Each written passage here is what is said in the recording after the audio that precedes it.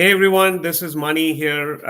Excited for another episode. This is episode 5 of our AI GTM talk series, where we get to meet with some amazing AI GTM tech founders, revenue leaders, who are all kind of explore, either building some very cool AI GTM technology and working with customers, or on the other side, you have revenue leaders who are investing in AI GTM tech and are sharing their learnings.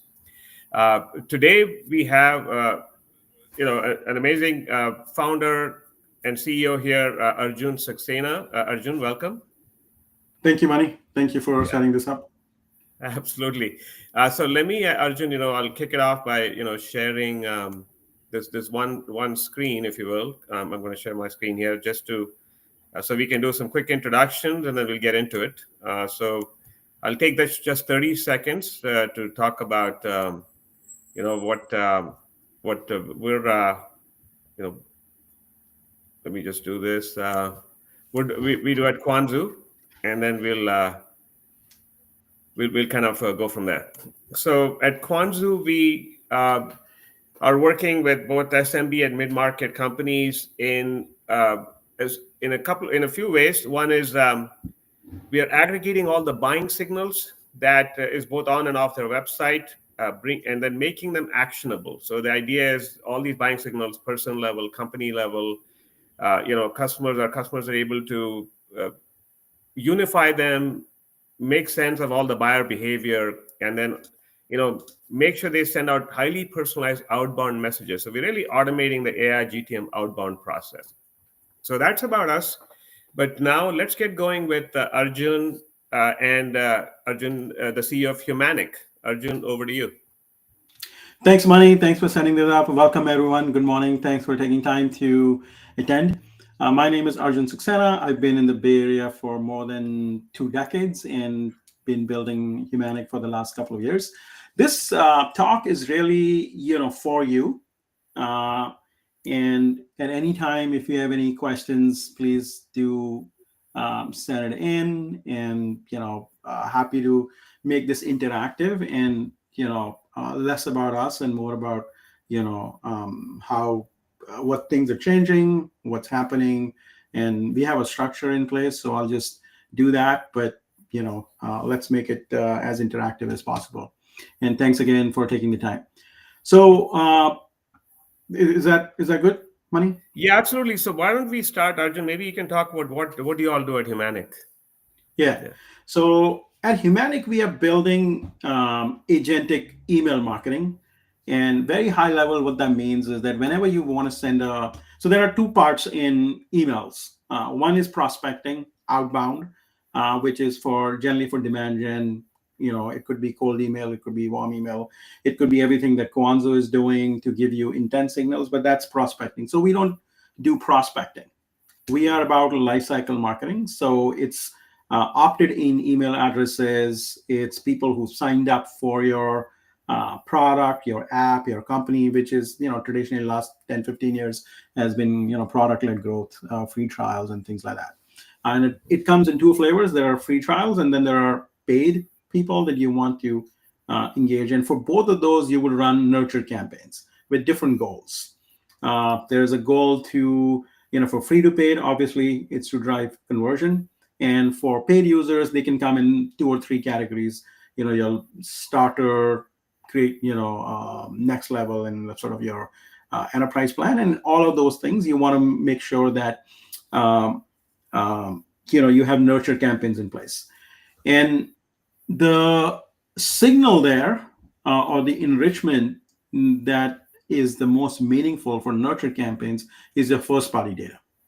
So it's based on what you have in your data warehouse, what you have in Segment or Amplitude, and what people have done within your product. Because when you're doing prospecting, you're trying to enrich from third-party providers like Apollo and others that enrich who that person is from a demographic on a buying perspective. But when you're doing lifecycle marketing, you want to know where that person is within your product. Like, what are they trying to achieve within your product? and nudge them. So that's 100,000 foot level. Wanted to make that clear in terms of where we are. Any questions so far? No, that makes sense. So I think you're right. What you're saying is you're really helping customers, in a sense, optimize the conversion funnel in product-led growth type of motions. So actually, before we get into more of the use cases, I did want to ask you about, who are your ideal customers? What are your target segments you're going after, personas, buying groups, Arjun? Yeah. So high level, that is a quite a straightforward answer, and then I'll probably give you a little bit more. So almost any company that is building in the sales and martech landscape, at a very high level, it's Series A and up. Anybody that Okay. has money, that has customers, and I think that's just true for almost anyone building, that Mhm. you want to, like, at the end of the day, there are only 2,000 buyers. If you want to make a $100 million company, you need to be selling to the Fortune 2,000 CMOs, CIOs, salespeople. So it really is, the people with money are like the 2,000 Fortune 2,000 CMOs.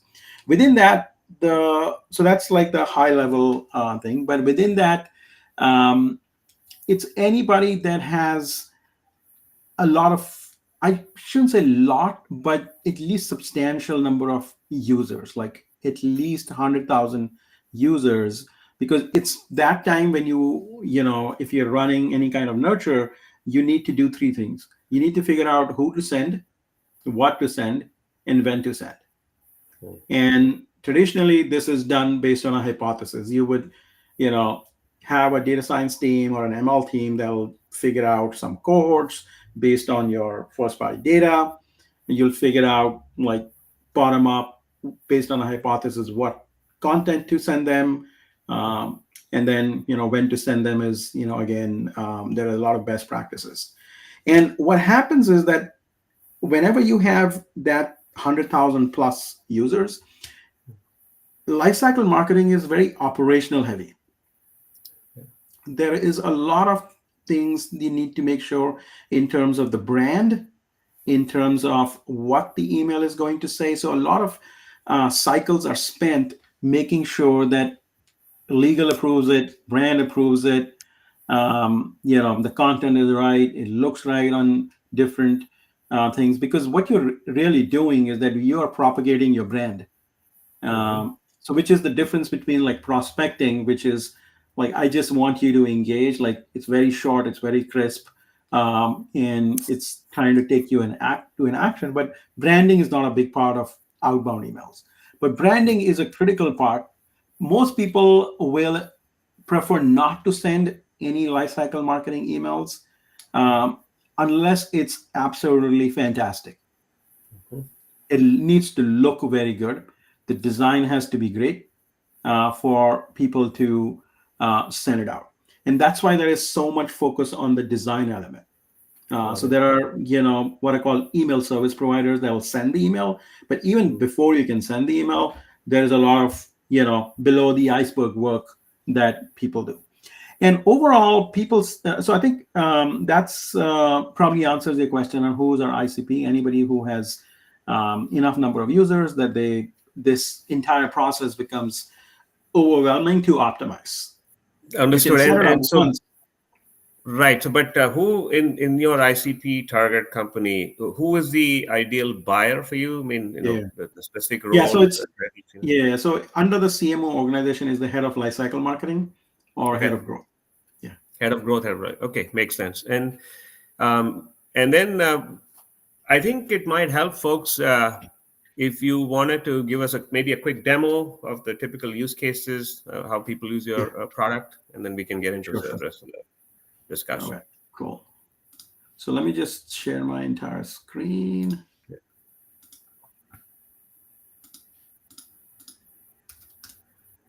Can you see my Yep. screen?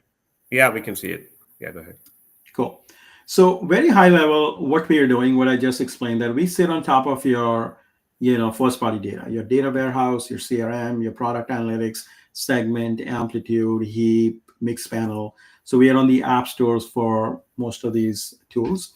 And we connect to that, and we automatically create micro cohorts. So this is the who to send part, the segmentation. So we use LLMs to automatically create micro cohorts. So you connect the data, and you got like 15, 20 cohorts that I'll show you. And for every cohort, we come up with a strategy based on what these people have done within the product. We come up with what should be sent to these people to take the next action. This is then reviewed by a human, and most people that start using Humanic and they look at these cohorts, they are like, "Oh, this is exactly how our product works." But you also have the human in the loop to first approve, but also if they wanted to make any changes, they can do that. The second step is that once you have these strategies, that strategy and this data is used to give context to the LLMs to create the entire campaign. And by a campaign, I mean a sequence of emails that get sent out to different cohorts based on this high level goal. And again, before these emails get sent out, there's another review process where a human would, say yes or no to the email. And I'll show you, we have a chat-based editor where you can prompt it, and it'll do things instead of the drag and drop thing. And then there is a minor loop where the emails get optimized, and then there is a major loop where the learnings of whatever is happening here is then fed back into your data warehouse, and then these cohorts are again redone, because as products change, there are new you have new releases, the behavior changes, and therefore all this entire thing changes. So that's where at a very high level. Does that any questions there? No, that's great. That's great. So I think Cool. then maybe if you can stop the screen share, we can. Oh, you have more to show. Go ahead, please. Yeah, so I'll just get into the demo. Yeah. So, like very high level, like I'll just show you. So this is Humanic. When you log in, it's free to sign up. You log in, you create a campaign. Let's say I say I want an onboarding completion. I want to send to all new users. It's in nurture, educate, and everything within Humanic is encapsulated within an agent. So I can pick this, demo agent that I have here, and as soon as I click it, it's working on all of the data that you already connected.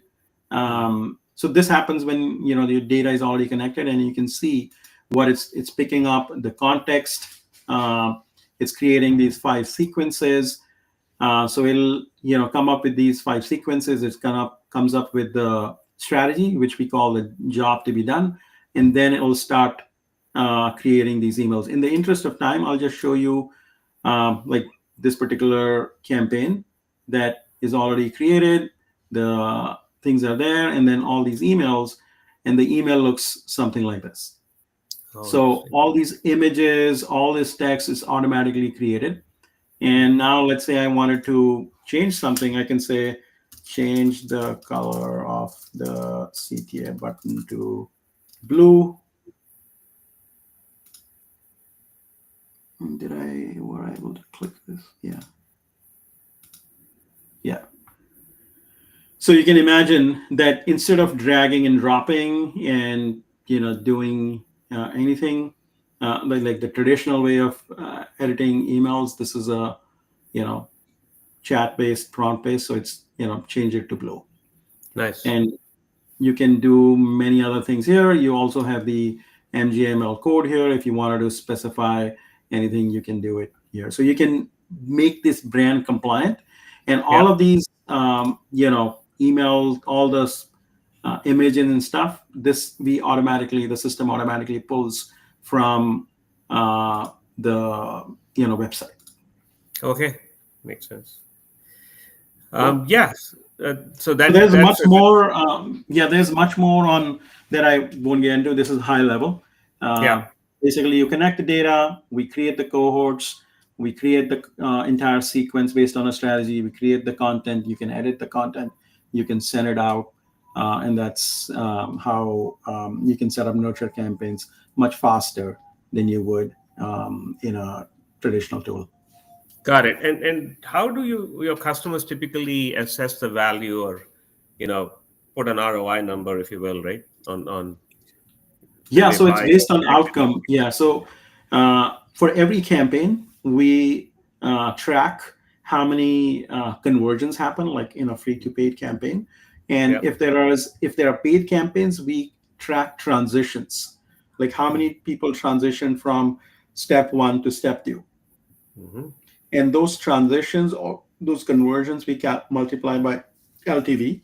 So if we connect Stripe to us, so we have that information, and for every campaign we come up with a number. So whenever you refine the campaign, Mm-hmm. you have, you can see how much money we made you each campaign makes, and that is used to by the AI to build newer campaigns. Oh, interesting. Okay, that makes a lot of sense. Um, so let's talk. Let's take a step back and just talk a little more broadly about your category, because you mentioned that okay, you're going after 100,000 plus users and so on and so forth in terms of lifecycle marketing. Mhm. Um, how is the category overall being shaped lately? Other than you all, I'm guessing there are other players, and how is the market getting segmented across it? So I think there is a lot of things that are happening in the AI and marketing space overall. Right. And by marketing, I mean that there is AI in email that we are doing. There is AI in SEO, AI in content, AI in brand, AI in demand gen, ads, etc. So a lot of Yeah. the work that was agency work, like designing emails through Figma that would take forever, are becoming products.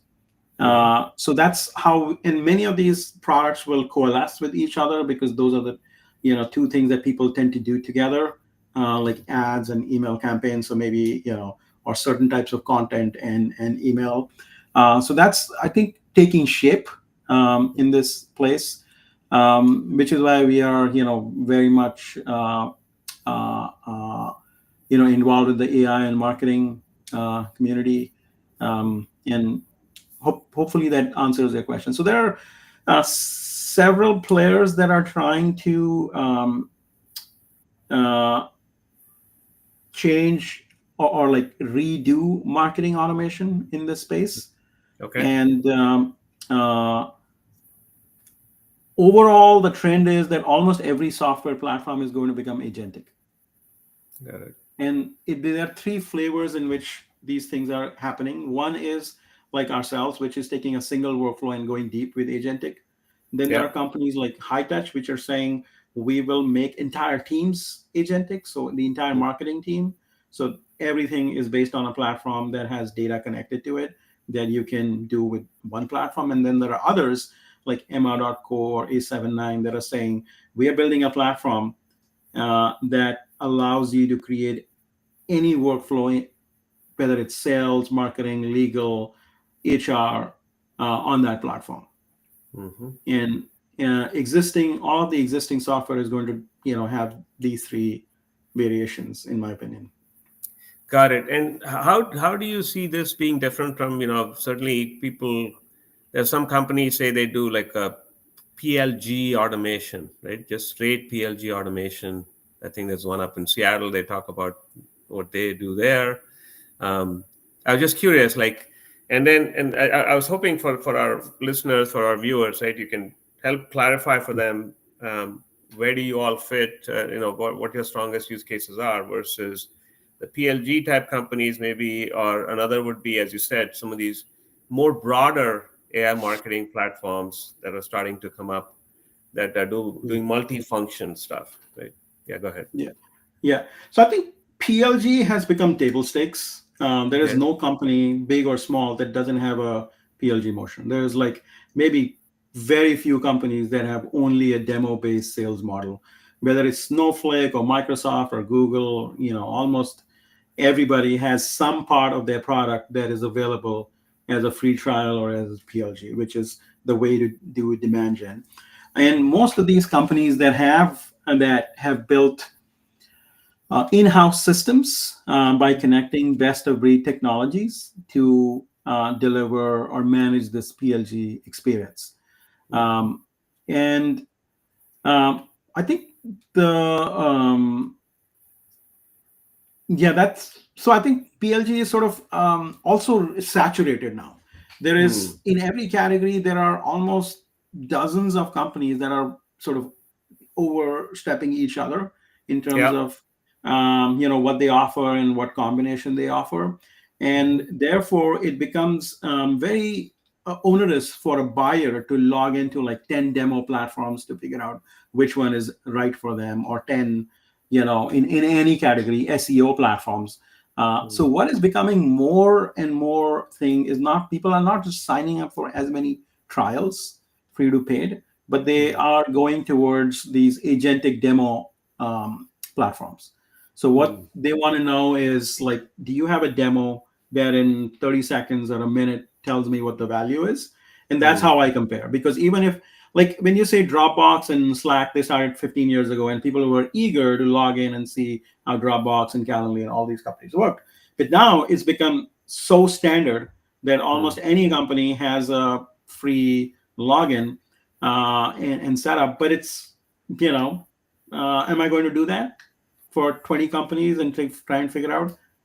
That's too much for people, because Got every it. other day there is a new company that's being announced. So I think PLG has reached a saturation plateau point, Hmm. but comparing people based on very quick demo Hmm. is something that is, you can see that is growing much faster. I don't know if Got it it. completely answers your question or not. Yeah, no, I was trying to understand when customers decide to choose you and go with Humanic, if there's any one, two, three key things that seem to be, you know, key differentiators, if you will, that reason to buy, Yeah, right? Using the yeah. I think product. the biggest differentiation is the auto segmentation, the AI Okay. decisioning. Hmm. So most marketing teams don't have access or control over how they segment. They generally have like a machine learning team, or data team that does that. In this Hmm. case, the automatic. I didn't show you the how we do that, but the automatic segmentation that we Hmm. do is unique Yeah. to any other platform that you might say exists. Okay. Wonderful. I mean, I'm glad to hear that because I know it's interesting you said that because even on the outbound, prospecting side, we see the same challenge, which is you have all these different buying signals, and then most, either growth leaders or even inside sales managers don't know how to. I mean, it's a lot of work, right? I mean, and to try to figure Yeah. that out, it's just how So to let me build those. actually maybe Yeah. let me show you in we are stepping into this. So if I go in here, let me just, can you see my screen? Yeah. Yeah. Yeah. Yeah. That intuitively makes sense to me, right? Because that's one of the hardest Yeah. problems, even on the outbound side, is just what I call Yeah. prioritization of all the signals, and then Yeah. building those So what you're calling cohorts, micro segments, right, for micro campaigns. yeah. Yes. Yeah. So once you connect the data, like this is an example of a customer of ours, and they Yeah. have like 450,000 free users, Right. the system will automatically create, a Kanban board type thing, Hmm. where these are all the people that have no activity within your product, like 100,000 users, more than Yep. that. Hmm. Then there are people with some activity, increased activity. So this is in order of increasing product usage. Yep. And uh, and for every milestone, there are a handful of cohorts, micro cohorts that we call them. Uh, And the okay. system automatically takes your amplitude segment data and groups all of these. So these people that are in job search have done these events within the Hmm. platform. Okay. And the campaigns that are being created are sort of micro nudges, where we're nudging no activity users to do some activity to even more activity, and so on Hmm. and so forth. Hmm. So this particular piece, which is an orchestration layer. So if somebody comes in and they have no activity, they will get this sequence. Hmm. Then if they do some activity, they'll stop getting this sequence and they'll get the sequence that's connected to this milestone. Yep. So it's mutually exclusive, and Yeah. it is the orchestration of where you of campaigns based on where the user is within the product. Where have they Yeah. reached? So if they have no activity, we won't send them like set up a demo. Like they're not interested. Like they haven't even logged in. Yeah. Yeah. So Makes there's sense. a whole bunch of things that we've done on the AI decisioning and this creating these micro cohorts. That's our key differentiator. Awesome. Let me move to the next topic, which is as customers evaluate your product, tech, and this category in general. Curious about how things are evolving in terms of pricing, packaging, because there's in the AI world with AI coming in, Yeah. right? Folks have been moving from platform pricing to per user pricing to some kind of usage pricing model. So where do you all fit in that spectrum? Yeah, so we are, priced based on, very similar to HubSpot, like number of contacts that we process or users that we Okay, process. I got think it. it also became a little bit fashionable to drive outcome-based pricing a few 6 months ago. Yeah, But I think people have gone back to the outcomes depend on a lot of things that you and your company does right. versus, you know, uh, what any one platform can do. So I think it's Yeah, slightly ambitious to say we can drive an outcome for you and that be yeah, like magic. yeah. But I think pricing will come back to like platform or usage or a mix. I don't think there is much that's going to change. Got it. And Pricing. it makes sense because even for us, I was thinking, right, like we also do what's called cost per lead, because we are surfacing these de-anonymized leads or cost per engaged accounts Mm, engaging. And similarly, we're trying to think about maybe cohorts, as you said, those cohorts, which we call active segments. Those could be interesting as a pricing unit. yeah, Um, but I think yeah, I get what you're doing. Now let's talk about integrations. So in terms of integration of your tech into the typical customer environment, can you talk about what you all see, some typical common integration points from your tech into yeah. others? Yeah, so I think there is a layer like Fivetran and Airbyte and others that allow you to connect to 500-600 different vendors. But in every category, in our category, we see about 25 odd, integrations that are Okay. most common.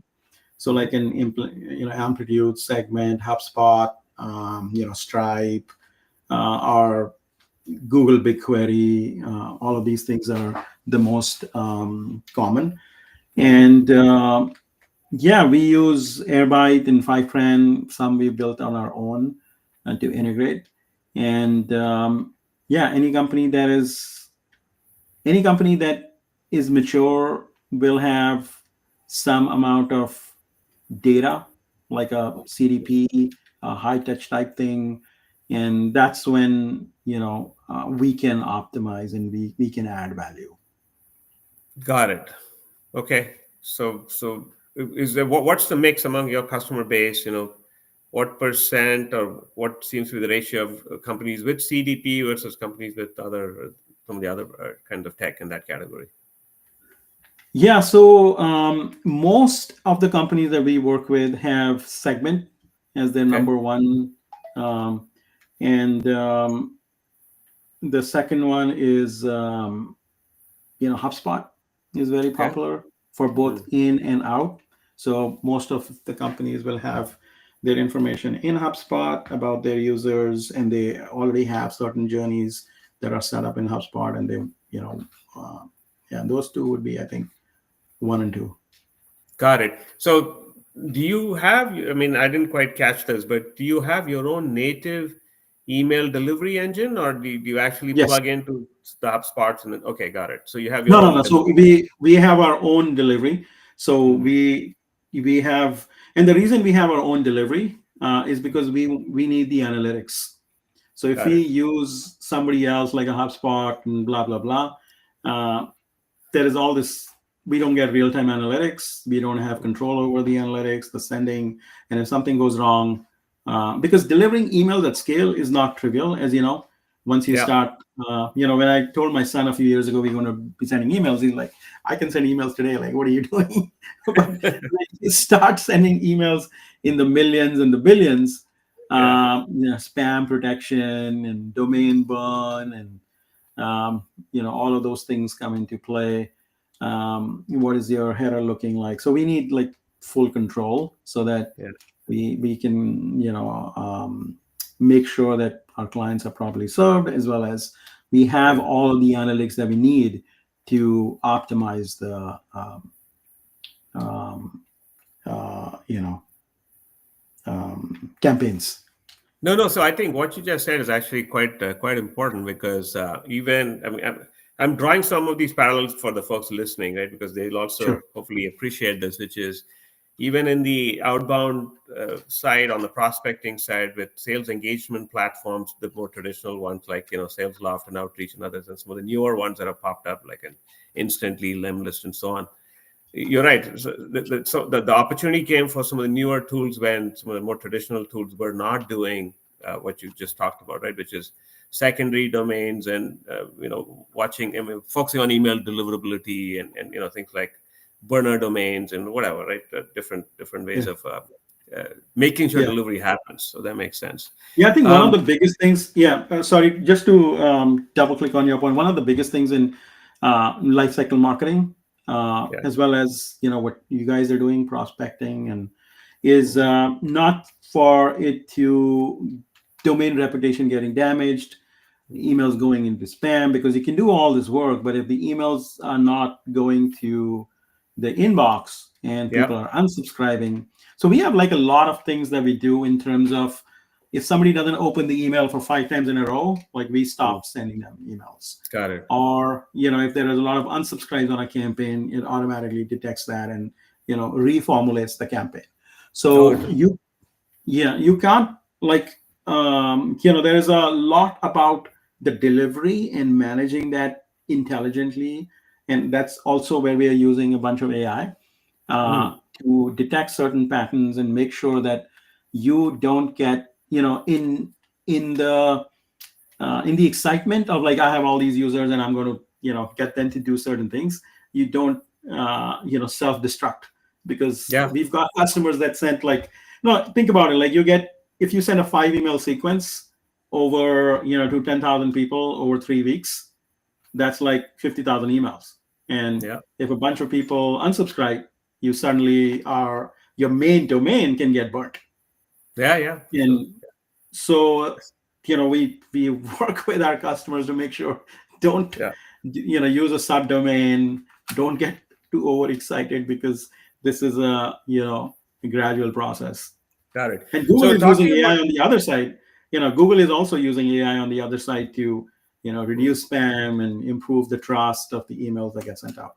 Yeah, go Yeah. ahead. So I know we have about 4 or 5 key things to touch before we wrap. I know we have another 10, Sure. 12 minutes.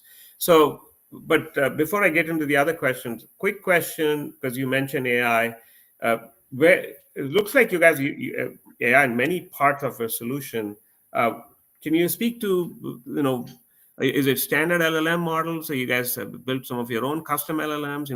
Just a little Yeah. bit under the covers of the tech. Yeah. Yeah, yeah, fantastic. So like we use AI high level in 4 different places. So the AI decisioning, the cohorts that I talked about, then the Yes. campaign creation. So it's a one-click campaign. In any Yep. other tool, you would have to go and create one by one, create a tree, all of that.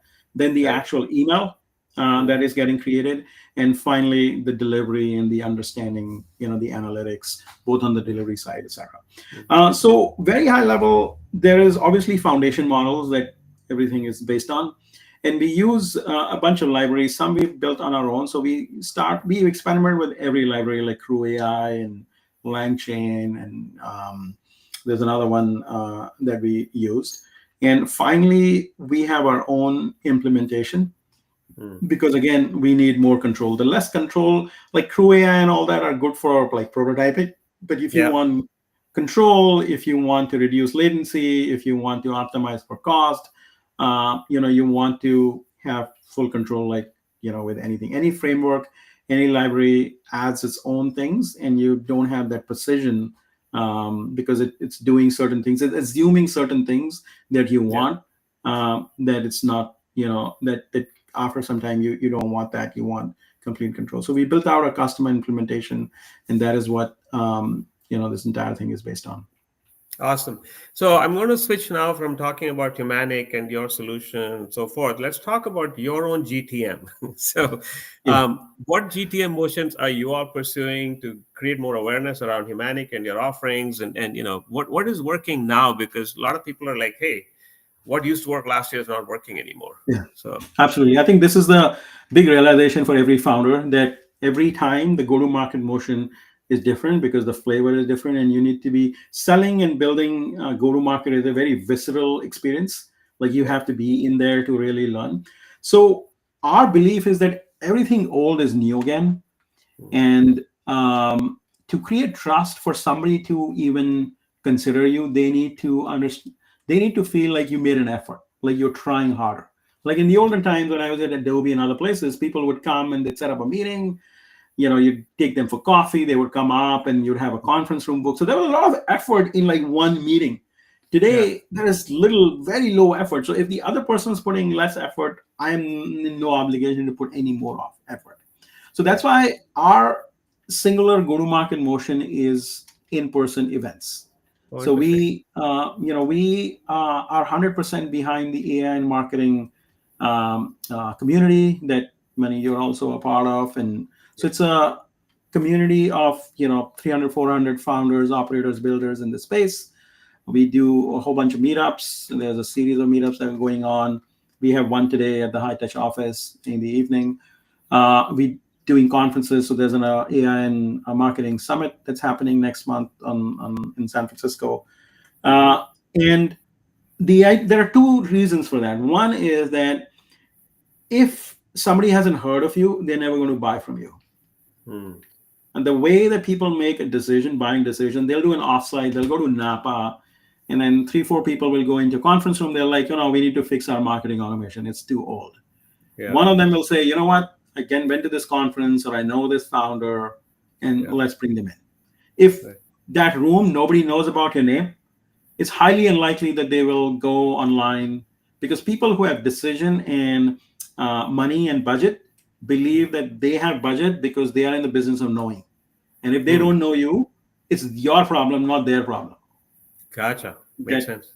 Mm. So that's our belief, that people need to know of you, the founder, the company, before they will buy you.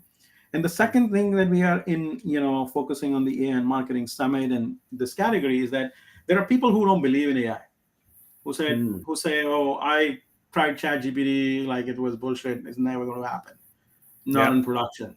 So we want to self-select people who believe and they want to experiment, versus people who say, "I don't believe," like the Mm. typical early adopter. So you need to figure out a way on how to for people to self-select into being early adopters, and identify Mm. them. And the in-person events is a great way of anybody who drives like half an hour to an hour to get someplace, they are already putting in the effort to say, like, this is going to be big, man. So those are Yeah. the people that we want to talk to, versus people who you know put some data, click somewhere, and they're like, okay, I tried it, but I had no intent. Got it. Got it. No, that's interesting. The whole notion of when is the buyer truly, leaning in. It's the perennial challenge for us, right, as Yeah. marketers and And sales I think folks. on the data side, like, data doesn't ever tell you causation, like, so far. Like, Yeah. yeah, it's like what caused it, or like there's a weak correlation. Like, people buy based on system one. So Mm. just to back up, there is system one, system two thinking, right? System one is like instinct, gut. System two is you are deliberate. Most people buy things on system one. Like, Mm. I want it, I need it, like this is Mm. something I believe in. Yeah. That's how humans operate. Like, there's a whole book that Daniel Kahneman has written on this, the Mm-hmm. thinking fast, thinking slow. If anybody is interested, Mm. absolutely, fantastic analysis of how the brain makes decisions. Mm. And the data is like system two, like, oh, I did this, you did all of these different things, and therefore you must. But people buy for like I want it, like this, I'm going to do it. It doesn't matter what. Yeah. People can have all these things and not buy, True. and Very they can true. have nothing and they can buy. Yeah. So that's our belief on Understood. So, uh, you are really holding up the flag for in-person events. So that's great. yeah. Um, so let's talk next. Other than in-person events, any thoughts on GTM motions? Because for all the founders listening, um, what you know I mean, not everybody has the luxury of maybe being in the Bay Area or San Francisco or New Yeah, York or one of these big cities. What other absolutely. GTM motions are you seeing still, viable, working, a great way to kind of reach Yeah. folks in 2025? Um, yeah, I think it's community. Like if Yeah. it's not events, it's like community, because almost everybody knows today how to build a product. Building Mm-hmm. product is become commoditized. It's easy. Five people anywhere in the world can come up with some agents, and not only that, in companies, people are using custom GPTs to build very specific workflow things. Like if you are working with an enterprise company, there are smart people there, and they're building custom GPTs to do exactly the kinds of things that are specific to them. Hmm. Uh, so there is, on the go-to-market side, you need to think from the your buyer's perspective. Why would they buy you when they could implement? If it's taken you 2 months to build something, why would it not take somebody in a big company maybe 3 months or 4 months to build that? Right. And you can only and people, the buyers are thinking like I can do it myself in maybe 3 4 months, and or I could buy. Mhm. So their build and buy decisions are based on how much effort it'll take to be internally, because most people want to control, most people want to learn. Like most people in big companies are not, just fools who are like waiting for somebody to build something for them. They are Hmm. building, they are, leaning in, and they want to know, they want to build. So that's what your competition is. Yeah, So it's makes sense. not, so you need to build a community wherever you are of people who are going through the process of deliberation of build versus buy. No, makes sense to me. Then what you called out is trust and reputation, and and so Yeah. there's in-person event, and now community is more like an online equal version of that. Online, yeah, like you need to give before you can get. Yeah, That's true. as simple as that. You need to put in effort for Yeah. somebody. Like the biggest, like I'd say one last thing, the biggest moat for Salesforce, like everybody knows Salesforce, like everybody says depth of Salesforce, their biggest moat is the fact that they've built 25 years of relationships with Fortune 500 companies. Yeah. Mark Benioff is incessantly, relentlessly selling Salesforce vision for 25 years. It's Right. almost like Bitcoin. He's put in so much work and Yeah. effort, you cannot replicate it in 6 months Yeah, because makes sense. he's built it. And I think that's where I think you need to Got focus it. there instead of trying So to find shortcuts. sounds good. So we have a couple more questions, then we will wrap. So one is, what do you see is just looking ahead, the future of AI in GTM, maybe in your space, AI for marketing? What do you see happening in the next 6, 12, 24 months?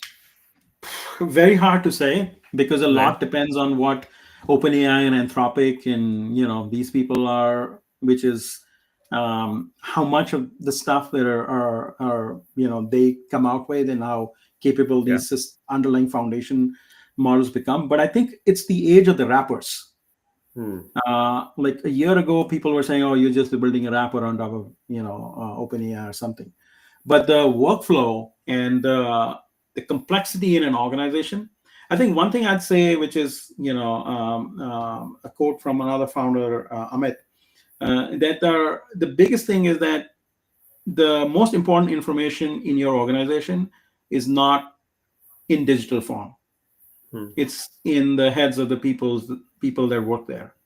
Yeah. And the agents allow us to create a digital twin that is customized to our specific thing, the Hmm. hyper personalization element.